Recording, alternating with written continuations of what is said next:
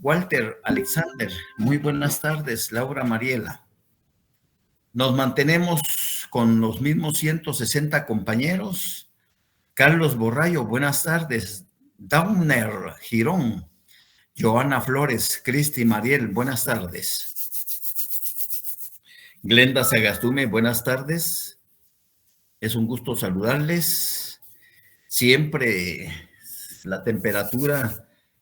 Buenas tardes, Frank Uriza. Está un poquito así templadita y parece que el próximo frente frío ya entra el próximo fin de semana, que va a estar un poquito fuerte según el INSEUME. Así es de que usemos camisetas, ¿verdad? Camisetas para los que, todos jóvenes también, acostúmbrense a usar camiseta, es bueno para mantener la temperatura principalmente de los pulmones, ¿verdad? Me da mucho gusto que ya por lo menos vamos a llegar al 50% de los compañeros. Nancy Cipriano, buenas tardes. Voy a dar 3, 4 minutos si hay alguna duda mientras llegamos a la mitad de la clase para comenzar. 2 minutos para un par de preguntas. A ver. ¿Nadie se anima? Ya sé. Yafet Tello, tú eres uno de los que más participa. Te felicito. Dime, Yafet. Fíjese que resolviendo el laboratorio número 3, Lick, me topé con dos problemitas. A ver, el artículo, la pregunta 5, que habla del artículo 39 de la Constitución Política, dice que se garantiza la propiedad privada como un derecho inherente a la persona humana. Toda puede disponer libremente de sus bienes de acuerdo con la ley. Ello significa que la propiedad privada es erga omnes. La cuestión es esta. En la pregunta dice erga omnes y yo únicamente encontré erga omnes. No sé si será error o si existe ese término. Es lo mismo. Es lo decir, mismo? Okay. Lo importante, primero, que estás investigando, Yafet. Eso me llama la atención.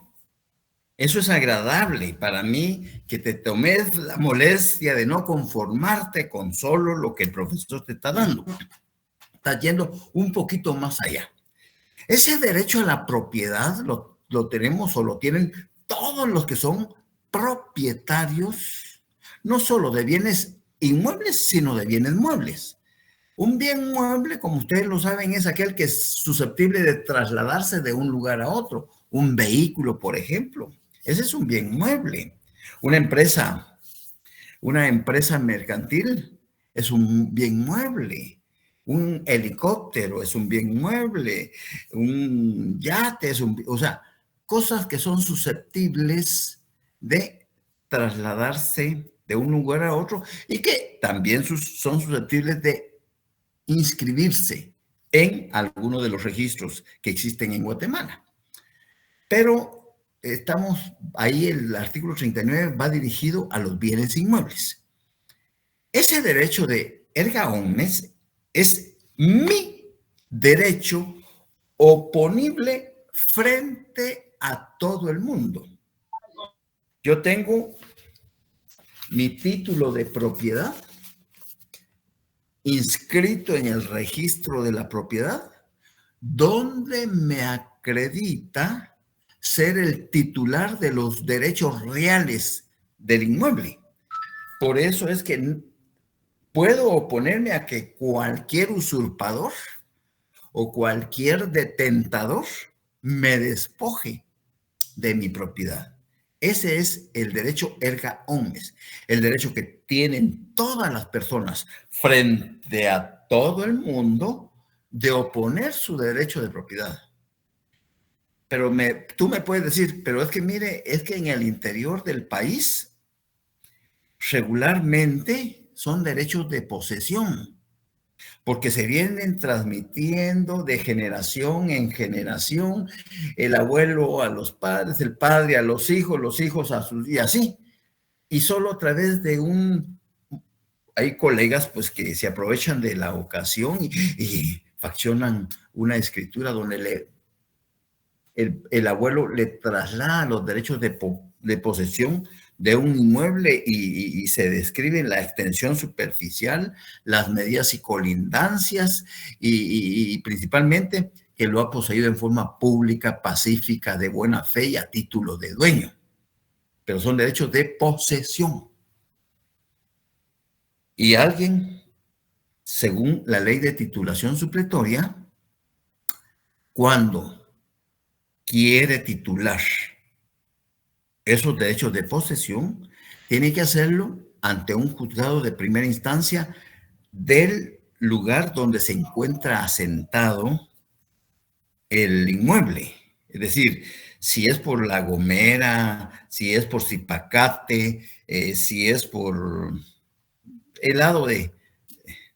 Entonces tiene que acudir al juzgado de primera instancia civil de Escuintla, porque ahí tiene que iniciar unas diligencias voluntarias de titulación supletoria, y el requisito sine qua non es que quien lo posea debe ser guatemalteco, acredita su nacionalidad con su partida de nacimiento extendida por el RENAP, y luego otro requisito sine qua non es la antigüedad que ha poseído ese bien inmueble,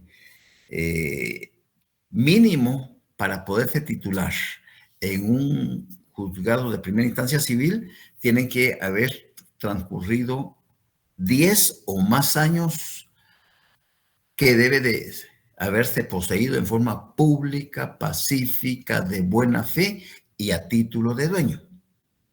Pero para no hacértela, porque eso ustedes lo van a ver en civil y no quiero meterme a líos con sus profesores de derecho civil, entonces lo importante es que ese derecho es oponible frente a todo el mundo cuando tienes el título que te acredita como propietario o titular de dicho inmueble.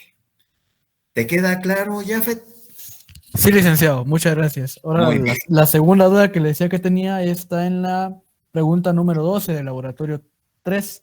Sí. Que este derecho constitucional es aplicable a cualquier país. En él se explican principios, normas, principios, conceptos e instituciones que se hallan en los varios derechos positivos, con el fin de que cada estado pueda clasificarlos y sistematizarlos para ponerlos en práctica en determinada sociedad. ¿Qué nombre recibe ese? No sé qué derecho es, licenciado. Derecho constitucional general. Eso está dentro de las disciplinas jurídicas constitucionales, que si nos da tiempo de verlas hoy, pues ya vamos a mencionar las disciplinas jurídicas constitucionales, como es el derecho constitucional general, el derecho constitucional particular y el derecho constitucional comparado. Pero la respuesta concreta es derecho constitucional general. Gracias, licenciado. Para servirte, Jafet. Sofía Beteta. Buenas tardes, licenciado. Fíjese que, igual que mi compañero, tengo dos dudas en el laboratorio número 3. Y la primera es en la pregunta número 2, que dice, ¿se reconoce la personalidad jurídica de la Iglesia Católica? A propósito, ¿qué institución le otorga dicha personalidad? Pues yo estuve investigando y me topé que la institución que otorga la personalidad jurídica es el Ministerio de Gobernación, pero se le otorga a las iglesias evangélicas. Correcto. A las iglesias católicas, el Estado. El Estado, okay. Es que esa era mi duda. Exacto, sí. Entra en discusión esa, cabalmente, no es que sea malintencionado, sino los llevo así, pero recuérdense que como la Iglesia Católica ha estado siempre acá en el Estado de Guatemala, entonces el Estado, desde que surge la Constitución, automáticamente le reconoce la personalidad de la Iglesia Católica, pero las demás iglesias tienen que hacer su gestión, su trámite en el registro de personas jurídicas adscrita al Ministerio de Gobernación. Pero estás muy bien ubicada, Sofía, te felicito. De acuerdo. Sí, mi otra duda es en la pregunta número 7, donde dice la norma constitucional como la norma ordinaria se emiten en virtud de una función del Estado, que se llama, entonces yo puse la función legislativa, licenciado, no sé si está correcto. Eso vamos a ver el día de hoy. De acuerdo, licenciado. Es que sí me causaba un poquito de duda ahí. Lo que quiero es que ustedes vayan adelante, que den un paso adelante. Yo solo voy a tratar de orientarlos, de corregirlos, de confirmarles lo que ustedes. Claro, tanto la norma constitucional como la norma ordinaria se realizan en una actividad, en una función especial del Estado que se llama función legislativa. Muy bien, eso lo vamos a ver hoy. Gracias, licenciado. Rebeca. Buenas tardes, licenciado. Buenas tardes, mija, ya, dime. Tenía una duda, como estaba viendo que sí hay asignación para subir cada laboratorio, ¿debemos subir cada laboratorio o esperar y subirlos todos juntos? Que alguien de la clase te haga el favor de explicarte cuál es la dinámica que vamos a utilizar. ¿Tú estás desde la primera clase? Sí, licenciada. Entonces no prestaste atención a las instrucciones. Debemos de aprender a seguir instrucciones. Que alguien de los compañeros, por favor, le haga saber a Rebeca cuál es el procedimiento que vamos a utilizar para todos los laboratorios que subamos al Classroom. ¿De acuerdo? Sí, licenciado, nosotros nos comunicamos con ella. Vaya, muchas gracias. Bueno, sigamos con el tema, pues. Era como un modelo de introducción y ya eso, pues, rompe el hielo. Estábamos hablando de la jerarquía y vamos a concluirla el día de hoy y avanzar otro poquito, pero quería decirles que las normas, ya lo habíamos dicho anteriormente, se clasifican atendiendo a la finalidad que persiguen.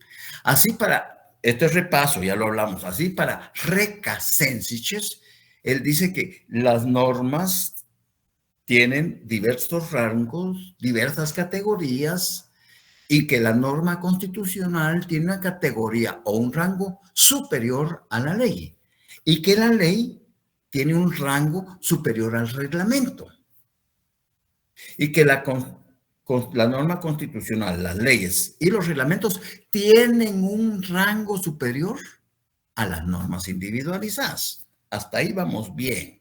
El repaso. Sucede que todas estas normas guardan una relación formal entre sí. Hay una conexión desde la Constitución que es donde parten, hasta el agente de la Policía Nacional o el policía de Mestra, que están investidos de autoridad y que así lo reconocemos los ciudadanos que circulamos dentro del territorio nacional. De esa cuenta, entonces, la clasificación más importante para los estudiosos del derecho es normas constitucionales, normas ordinarias, normas reglamentarias y normas individualizadas. No significa que no podamos dentro de esa jerarquía introducirle la jurisprudencia, la doctrina, los tratados, los convenios, los contratos, etcétera, etcétera, porque todo ese andamiaje legal forma parte del ordenamiento jurídico de nuestro país. Bien.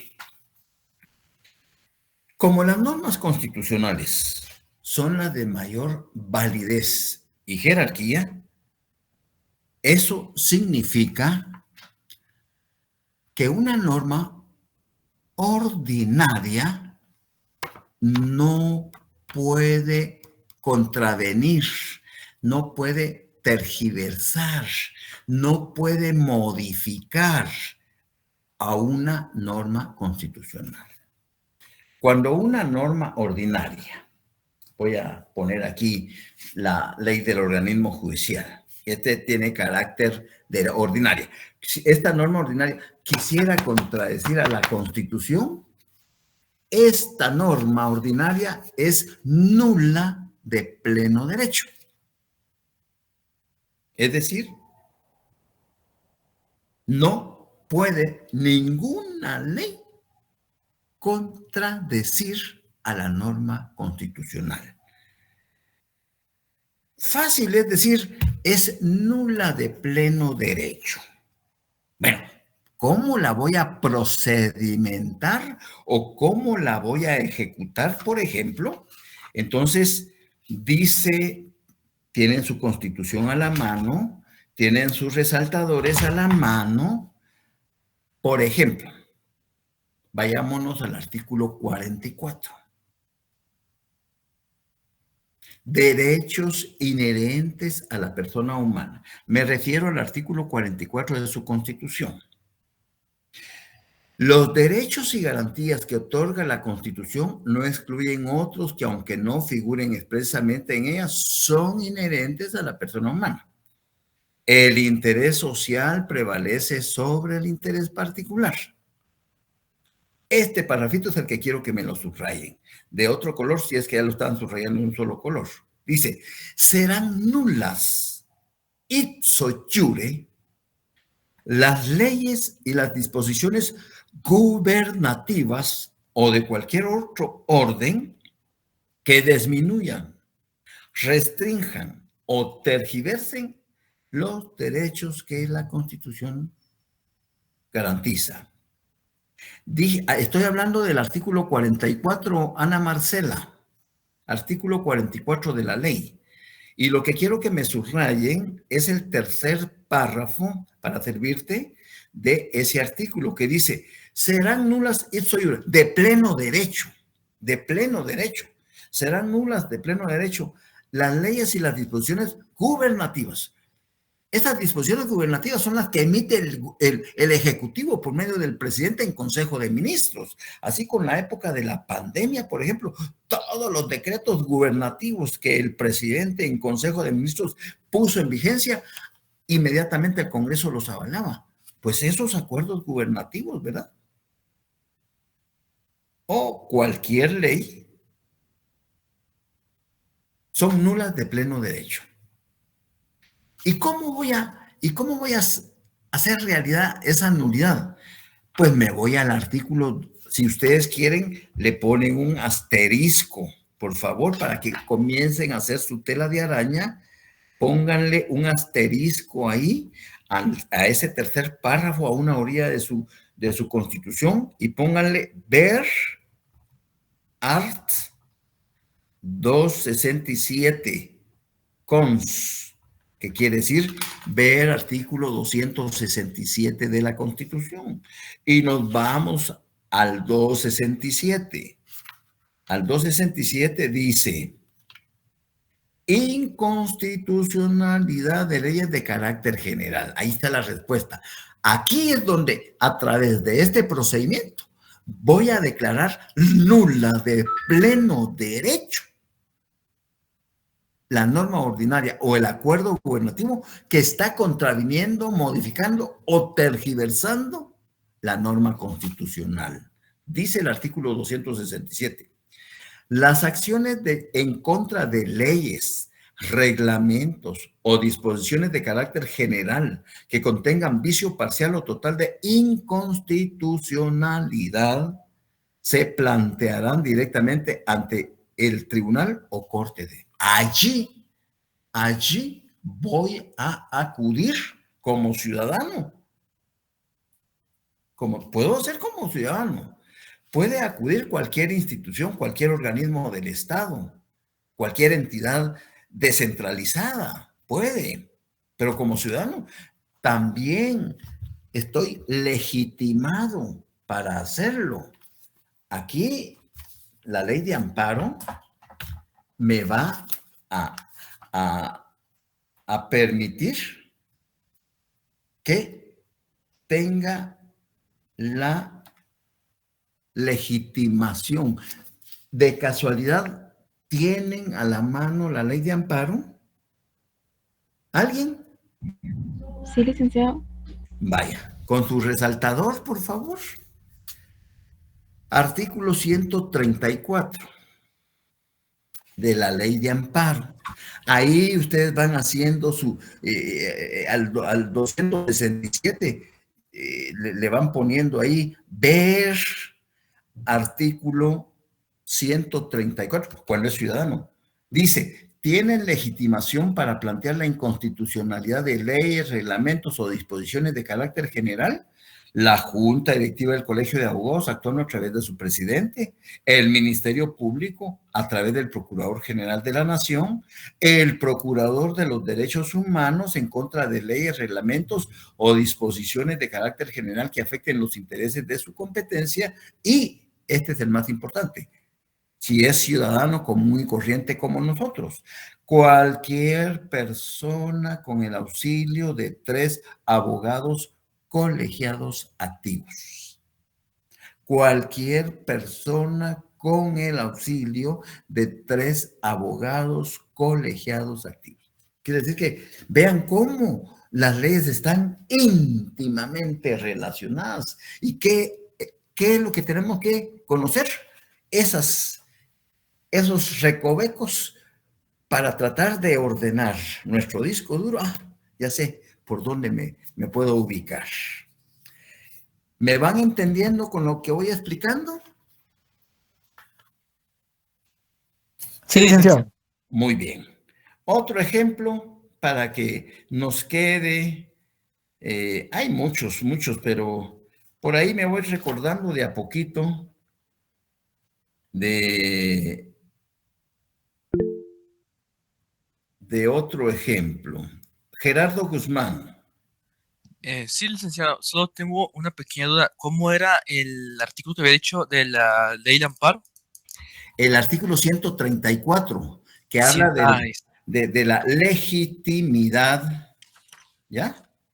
De la legitimidad para interponer una inconstitucionalidad de leyes de carácter general, reglamentos, acuerdos de carácter general, ¿ya? Ahí está, muchas gracias, licenciado. Para servirte.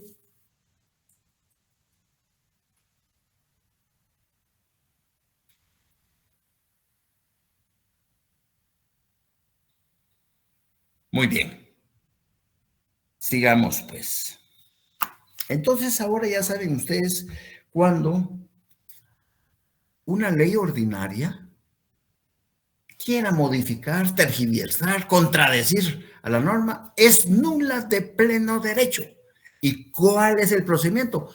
El artículo 267, la inconstitución, plantear ante la Corte de Constitucionalidad esa inconstitucionalidad de la ley a un caso concreto. A una ley de carácter general. Aparte es la inconstitucionalidad de casos concretos. No quiero confundirlos. Bueno, ahora, ¿qué sucede cuando tenemos la norma constitucional en primer lugar, la norma ordinaria en segundo lugar, en la norma reglamentaria en tercer lugar?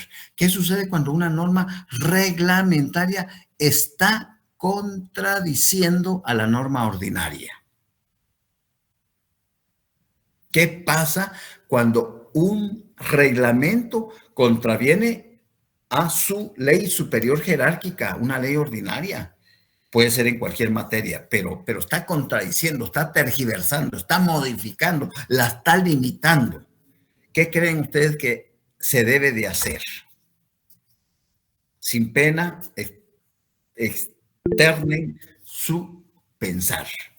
Estamos aprendiendo. Yo también estoy aprendiendo con ustedes. Tal vez inconstitucionalidad de las leyes en casos concretos, licenciado.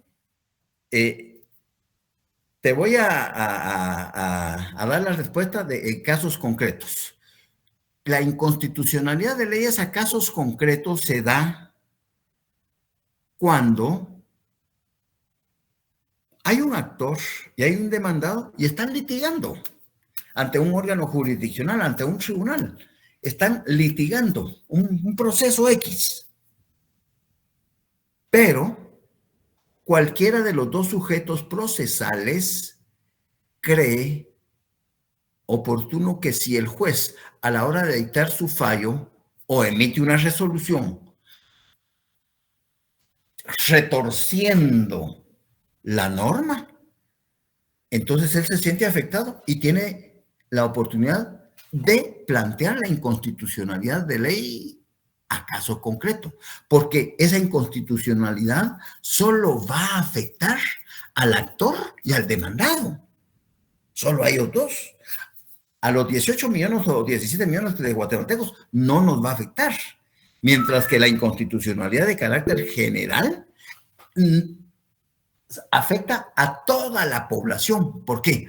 Porque si se declara con lugar la inconstitucionalidad de carácter general a un reglamento o a una ley o a un acuerdo gubernativo, eso es expulsado del ordenamiento jurídico vigente. Lo expulsan fuera de aquí.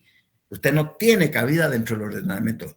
Pero en la inconstitucionalidad, a casos concretos, únicamente va a afectar a los que están litigando. Entonces, no cabe la respuesta ahí. Te la vuelvo a plantear de otra manera. Y ahorita le voy a dar la oportunidad a Daniel Barrios. Hay una norma, por decirte algo. El reglamento de tránsito. Bueno, quedémonos, todos conocemos el reglamento de tránsito, o la mayoría, porque más de alguna vez tuvimos que medio leerlo cuando fuimos a obtener nuestra primera licencia de conducir moto o vehículo o automóvil, y nos hicieron leer el reglamento de tránsito. Pero hay una normita ahí que contraviene al Código Penal y Procesal Penal. Lo contraviene, es decir, tergiversa esa norma, la está modificando, la está alterando esa norma reglamentaria, le está quitando poder a la norma ordinaria. No podemos decir que ese reglamento es ipso iure, no, porque eso solo cabe en la norma constitucional. Aquí lo que hacemos, yo sé que les estoy pidiendo mucho porque están en tercer semestre y estamos comenzando. ¿Qué hacemos? Alguien valientemente me mencionó la semana pasada la ley de lo contencioso administrativo. Lo que debemos de hacer cuando una norma reglamentaria, voy a encender la luz, cuando una norma reglamentaria tergiversa, contradice a una norma ordinaria, impugnamos el reglamento por la vía administrativa. Se impugna el reglamento por la vía administrativa. Específicamente, si fuera, en su caso, el reglamento de tránsito un artículo X, ese artículo se va a impugnar en contra de la autoridad que lo emitió, que lo creó, que es el Departamento de Tránsito de la Policía Nacional Civil. Ante esa entidad, impugno ese artículo que está contradiciendo esa norma ordinaria del Código Penal o del Código Procesal Penal. Pero si el director del Departamento de Tránsito me confirma, porque interpuse una revocatoria, porque aquí ya entran los recursos de lo contencioso administrativo. Son dos los recursos administrativos que existe. El recurso de revocatoria, que dice, procede el recurso de revocatoria en contra de resoluciones dictadas por autoridad administrativa que tenga superior jerárquico dentro del mismo ministerio o entidad descentralizada o autónoma. Se interpondrá dentro de los 5 días siguientes al de la notificación de la resolución e inmemorial dirigido al órgano administrativo que lo hubiera dictado. Fue el director de tránsito. Pero el director, con sus asesores, abogados, confirma y dice, no, señor, ese artículo no contradice para nada contradice al Código Penal ni al Procesal Penal. Como no estoy conforme, utilizo el otro recurso administrativo, que es el de reposición. Hay dos recursos administrativos en materia legal, en lo contencioso administrativo. Revocatoria y reposición. Reposición. Contra las resoluciones dictadas por los ministerios y contra las dictadas por las autoridades administrativas superiores, individuales o colegiadas de las entidades descentralizadas autónomas, podrá interponerse recurso de reposición dentro de los 5 días. Quiere decir de que vengo y me notifican y dentro de los 5 días me voy ante el ministro de Gobernación, que es la autoridad superior en relación al director del Departamento de Tránsito, e interpongo el recurso de reposición. Y ahí pues tendrán que dilucidar si efectivamente esa norma del reglamento de tránsito está contraviniendo, está tergiversando, está modificando a artículos del Código Penal o del Código Procesal Penal. Si me asiste la razón, declaran con lugar y esa norma del reglamento la sacan del reglamento de tránsito, la eliminan. Si confirma, por el contrario, se empecina y él cree con su grupo de asesores que está bien, se agota la vía administrativa y entonces ya me voy a un tribunal de lo contencioso administrativo a dilucidar esa situación. Pero quedémonos hasta ahí. No quiero que, van poco a poco. Yo voy poco a poco, pero que me vayan entendiendo, que me vayan comprendiendo. Eso es lo que me pasa. Vuelvo a repetirles. Si una norma ordinaria contraviene a una norma constitucional, es nula de pleno derecho, ipso facto. ¿Y cómo voy a hacer realidad esa nulidad? A través de plantear ante la Corte de Constitucionalidad la inconstitucionalidad de leyes de carácter general.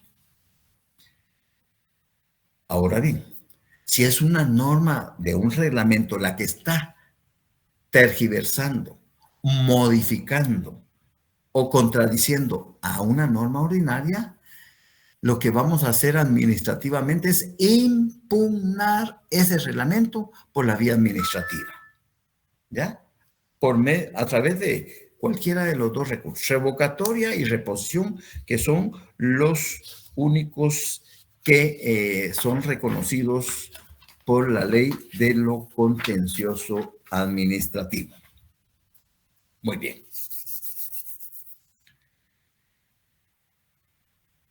Esto es importante que le presten atención. Las normas constitucionales se van a referir a la estructura fundamental del Estado. Las normas constitucionales se refieren a la forma como está organizado el Estado, es decir, a la estructura fundamental en que se encuentra organizado el Estado de Guatemala. Cómo cada uno de los órganos del Estado tiene sus atribuciones, tiene sus funciones. A eso se va a referir las normas de carácter constitucional. Mientras que las normas de carácter ordinario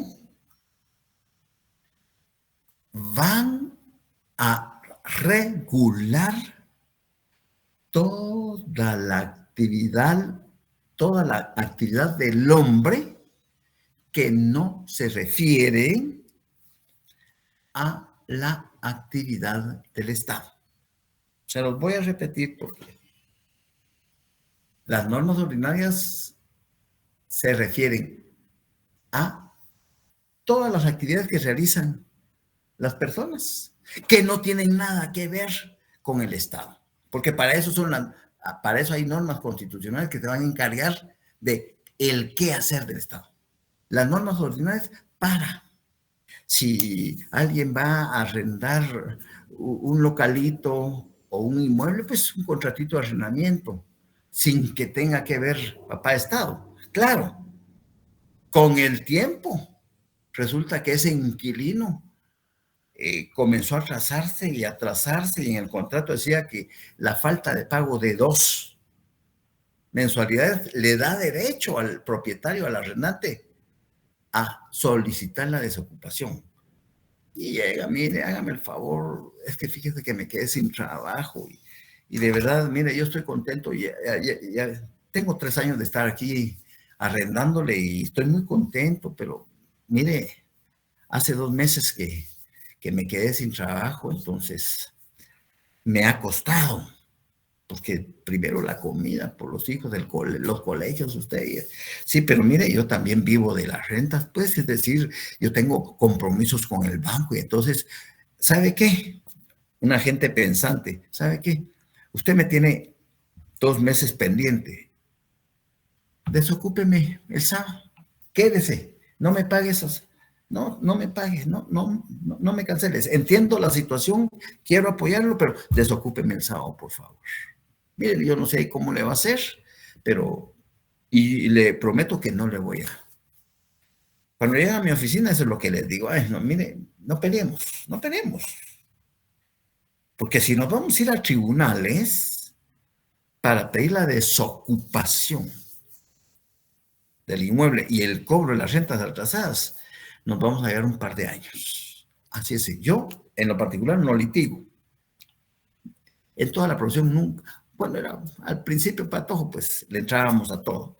Pero después ya solo me fui especializando en notariado y algo sé de notariado, algo. Pero litigar en los tribunales quiere mucha reante. Los abogados tienen que tener un hígado gigante, porque hay abogados que todos los días visitan los tribunales, todos los días. Esa es su pasión. Todos los días. Y pasan por todos sus procesos, por todos los niveles, y pasan preguntándole al notificador, mira, ¿cómo está mi asunto? Véngase mañana, Lick, véngase mañana. Y al otro día, véngase mañana. Y así. Es la de nunca caer. Entonces, cuando llegan por orientación, le digo, mire, platiquemos. Démosle, ¿cuánto le debe? 2 meses. Mire, pierda, esas rentas ya no se las van a cancelar. No. Dele unos 15 días, pero eso sí, condiciónenlo de que. Y ahí vamos, tratando de. Es preferible perder 2 meses de renta, porque si nosotros iniciamos un proceso sumario de desocupación, por supuesto que le van a notificar después de que se le notifica, y ya llevamos 6 meses con el proceso, y una noche, a las 11 de la noche, llevan el camión, se llevan todo, destruyen las ventanas, los inodoros, y sale peor. Entonces, uno tiene que... hoy me llegó un caso interesantísimo, es decir, me conocen, pues, inclusive esta Claudia que llegó hoy, ella trabajó conmigo era jovencita, creo que tenía 22 años, Claudita, cuando llegó para ser secretaria. Y es muy hacendosa, muy arrecha en ese entonces la Patoja, ya es una señora, que no me acordaba que a su hija de 15 años la casé hace como 11 años, 12 años, por ahí. No se casen, ¿no? Pero ya está embarazada y que sí. Bueno, la cuestión breve es que el esposo le está dando una vida de perros que tuve que mandarle a la PGN hoy con carácter urgente para que le den las medidas inmediatas de protección, porque esa violencia que está ejerciendo el esposo es a todo nivel, no solo económica, psicológica, física. Bueno, terrible. No, andate. Y que te den protección y que la lleven a un lugar seguro, ¿ya? Cuando uno aprecia a las personas, bueno, a todas, yo, aunque sean primeros clientes, mi trabajo es orientarlos. Cuando no puedo, simple y sencillamente les digo, discúlpeme, no puedo apoyarles, no puedo orientarlos, desconozco ese tema, pero uno tiene que ser honesto. uno tiene que ser honesto con los clientes, con los usuarios. Eso es muy importante, muy importante. Porque si desde las primeras de cambio ustedes no van a hablar con la verdad, están perdidos. Tarde o temprano descubren la verdad y ahí quedan muy mal. Sigamos, pues. Las normas ordinarias regulan toda la actividad del hombre que no se refiere a la actividad del Estado. En otras palabras, desarrollan la norma constitucional. En otras palabras, desarrollan la norma constitucional. El origen de la norma constitucional con el origen de la norma ordinaria es diferente. El origen, cómo surgen a la vida, cómo nacen, cómo se crean, sus orígenes son diferentes. Ustedes saben que el origen de la norma constitucional es producto de una Asamblea Nacional Constituyente. Ese es su origen. Quien crea la norma constitucional es una Asamblea Nacional Constituyente. Quien crea una norma ordinaria es el Congreso de la República u organismo legislativo. Y aquí respondo a la pregunta que la compañerita se me adelantó en su laboratorio. Pero ambas normas, las normas constitucionales como las ordinarias, se emiten en virtud de una función del Estado que se llama función legislativa. Ambas normas, la norma constitucional como la norma ordinaria, se emiten en virtud de una función del Estado que se denomina función legislativa. Pregunto, ¿me estoy dando a entender? Sí, licenciado. Sí, licenciado. Licenciado. Muy bien, muy Sí, bien, licenciado. muy bien. ¿Y qué es función legislativa? Alguien valiente, una valiente, un valiente que me... Con su leal saber y entender, ¿qué es función legislativa? Es como crean, reforman y aprueban las leyes. Crean leyes. Muy bien, Jafet, crean leyes. ¿El cumplimiento también de las leyes, licenciado? Sí, es el proceso de creación de leyes. Ordinarias. ¿Ya? Así es sencillo. ¿Qué es función legislativa? Bueno, es que yo quiero que mi definición sea chilerita. Es la actividad del Estado que crea el ordenamiento jurídico del país. Así ya mero. Pero función legislativa es proceso de creación de ley. Punto. Simplemente creación de ley. Estamos hablando el mismo idioma, estamos entendiendo lo mismo. Esa es la actividad que realiza el Estado. Crear el ordenamiento jurídico que se manifiesta en la elaboración de manera general y abstracta de las normas que regulan la organización del Estado, el funcionamiento de sus órganos, las relaciones del Estado entre sí y con los particulares. Ya la hice enorme. Ya la hice enorme, pero ténganla ahí para su... Porque si no, también no escribir un poquito. Ahorita te voy a dar esa actividad. Si no tienen eso, también no les queda. Pongan ahí entonces que la función legislativa es actividad del Estado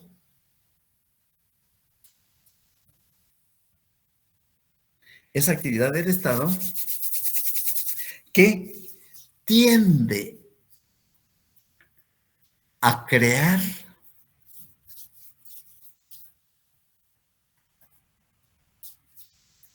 el ordenamiento jurídico.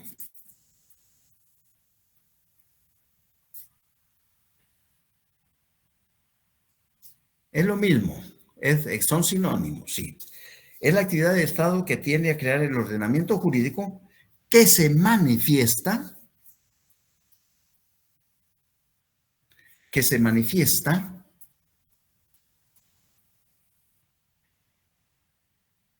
en la elaboración de manera general y abstracta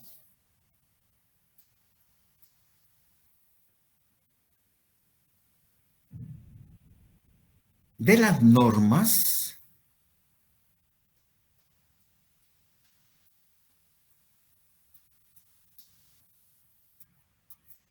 que regulan la organización del Estado, coma,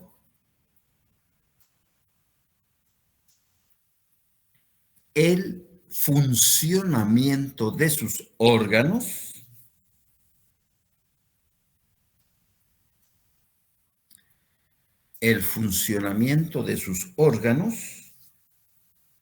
coma, las relaciones entre el Estado y los ciudadanos entre sí. La relación del Estado y los ciudadanos entre sí.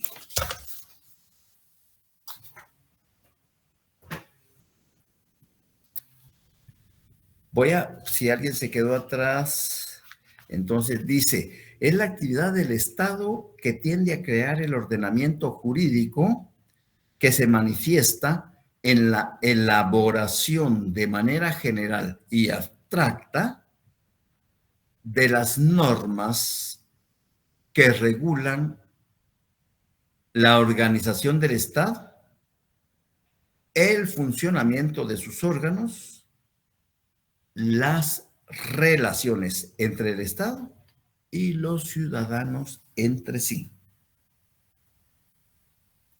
Pero si ustedes dicen que la función legislativa es proceso de creación de leyes, es más que suficiente, ¿ya? Y si no, pues vayámonos a nuestra Constitución, al artículo 157, ¿ya? 157 que dice, la potestad legislativa corresponde al Congreso de la República, compuesto por diputados electos directamente por el pueblo en sufragio universal y secreto por el sistema de distrito electoral y lista nacional para un periodo de 4 años, pudiendo ser reelectos. Cada uno, y ahí está. Entonces, esto que les voy a mencionar es solo de cultura general, pero eso no quiere decir que no le presten atención. Voy a señalarles las diferencias entre lo que es la función legislativa constituyente y la función legislativa ordinaria. Ambas funciones se refieren al proceso de creación de leyes. En la constituyente, una de las características de la función constituyente es que es temporal. La función legislativa constituyente es temporal. Pero ¿por qué la función legislativa constituyente es temporal? Porque se va a integrar a una Asamblea Nacional Constituyente cuando hay una propuesta de reforma constitucional que dependiendo, porque ahí sí, ahí va a depender de qué artículos vayan a querer ser reformados. Porque hay artículos que tienen un carácter petrificado. Son artículos no reformables. Como dice el artículo 281, el artículo 140, el artículo 165, inciso H, el artículo 186, el artículo 187, ni cualquier otra norma que se refiera al ejercicio de la reelección en el ejercicio de la presidencia o a la forma republicana de gobierno que tenemos. Eso lo dice claramente el artículo 281, el último artículo de la Constitución. Por eso ese artículo es pétreo, petrificado. Ese no se puede reformar. Claro, si hay un golpe de Estado y derogan la Constitución, bueno, la Constitución se deroga. Entonces ya no tiene que sentir nada el artículo 281 que dice artículos no reformables. Ahí van ustedes con su resaltador. En ningún caso podrán reformarse los artículos 140, 141, 165, inciso G, 186 y 187, ni en forma alguna toda cuestión que se refiera a la forma republicana de gobierno, al principio de no reelección para el ejercicio de la presidencia de la República, ni restarse la efectividad o vigencia a los artículos que estatúen la alternabilidad en el ejercicio de la presidencia de la República, así como tampoco dejárseles en suspenso o de cualquier otra manera variar o modificar su contenido. Imagínense. Estoy leyendo, Denny, el artículo 281. Cada artículo que leemos siempre usen su resaltador, porque eso va al cerebro. Ya. Mire, aquí hay un artículo pétreo. Pónganle ahí artículo pétreo, porque sabemos. Bien. Me di a entender con esa función temporal de la constituyente, mientras que la ordinaria es permanente. La función legislativa ordinaria es de carácter permanente. ¿Por qué? Porque el organismo legislativo funciona permanentemente con el ejecutivo y con el judicial. Que no cumplen el papel que les corresponde. Bueno, eso es otra cosa. Que están cooptados, eso es otra cosa. Pero el Congreso está permanentemente. Y aquí ya vamos a entrar a aspectos muy importantes.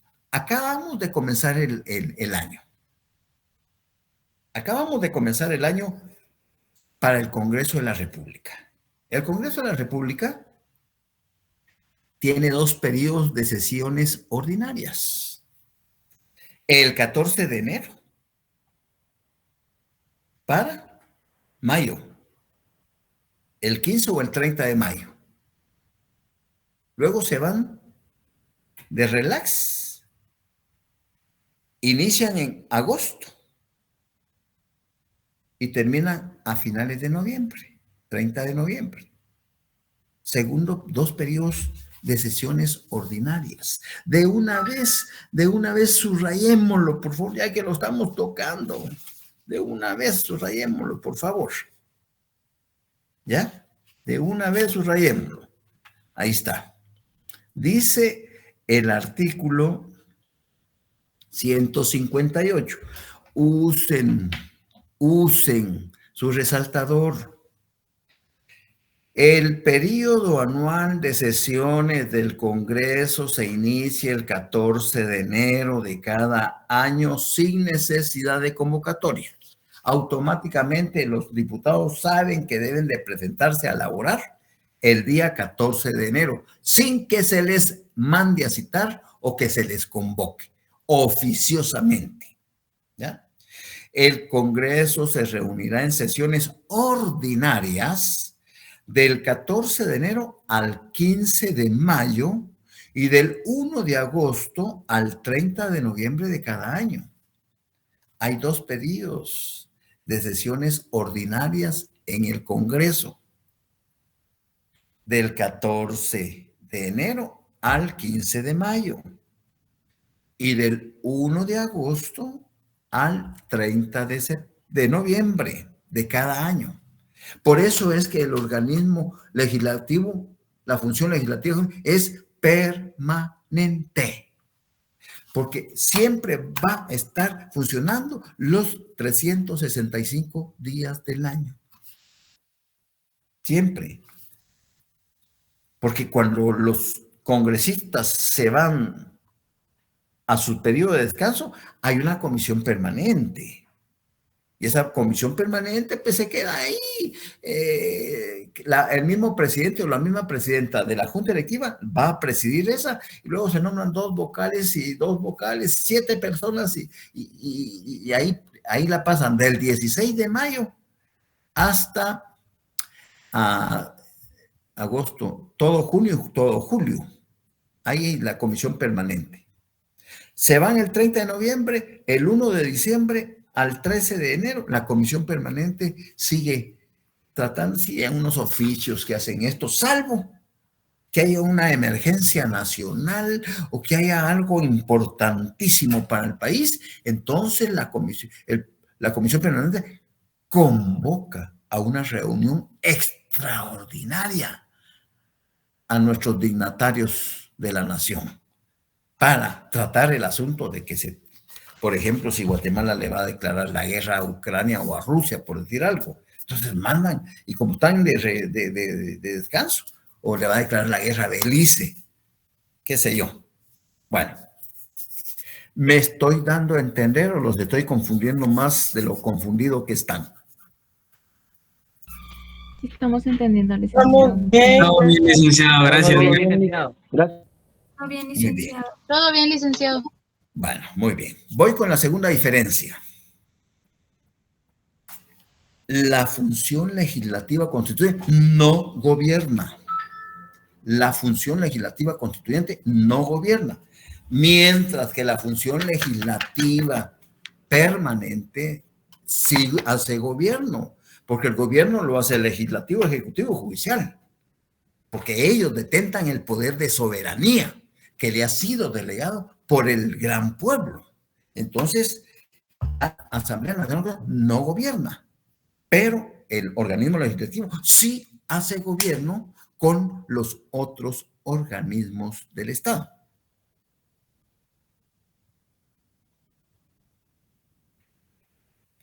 Me recuerdo, bueno, esto es anécdota, pero es bueno que lo sepan.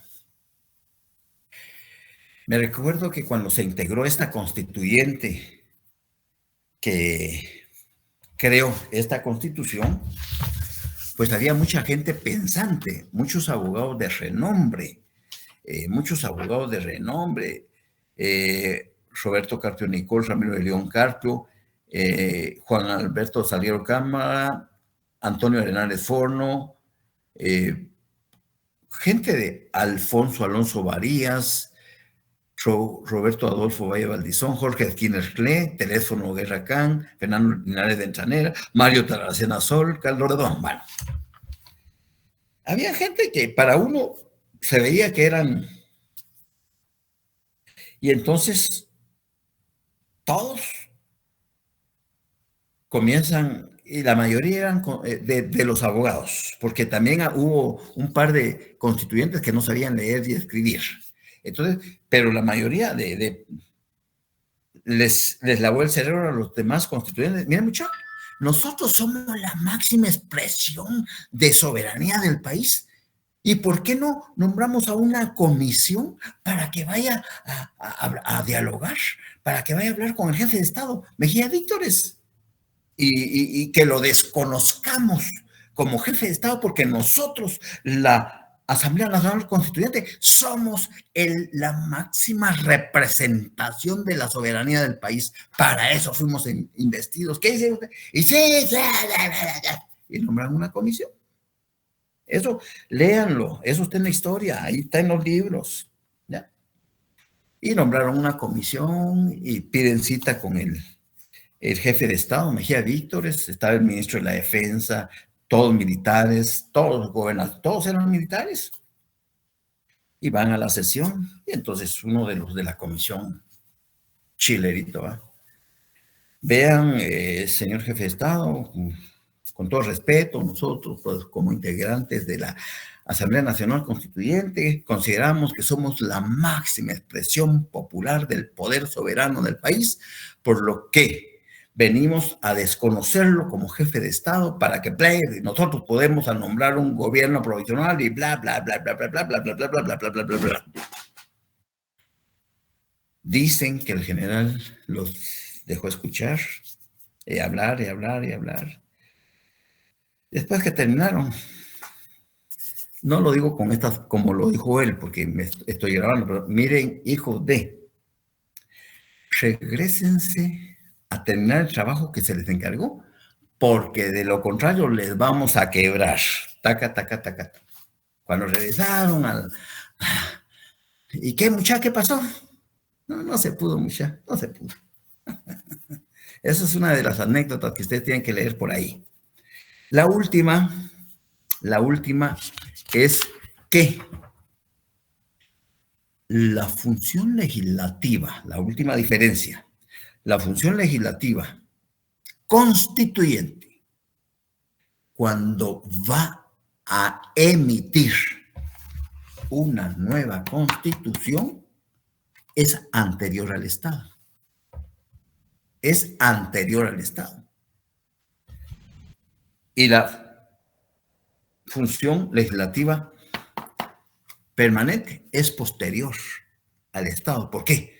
Porque una vez hecha la Constitución, entrada en vigencia, en ese momentito, el 14 de enero de 1986, que entró en vigencia, en ese mismo momento nacen jurídicamente los organismos del Estado.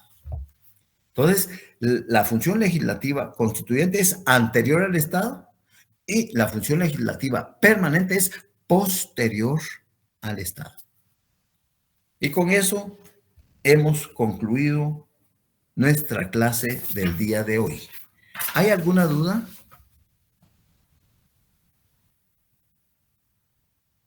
¿Todo claro? Sí, licenciado. Todo claro, licenciado. Muy bien. Todo claro. Bueno, pues entonces ahí se recuerdan que se les subió su laboratorio número 4. Por favor, vayan poquito a poquito. Les deseo una feliz tarde. Nos vemos el día viernes, si Dios nos presta la vida. Un abrazo para Feliz todos. tarde, Liz. Buenas Feliz tarde, licenciado. Feliz tarde, licenciado. tardes. Muy buenas tardes. Un abrazo. Feliz tarde, licenciado. Buenas tardes para todos. Un abrazo. Feliz tarde, licenciado. Buenas tardes.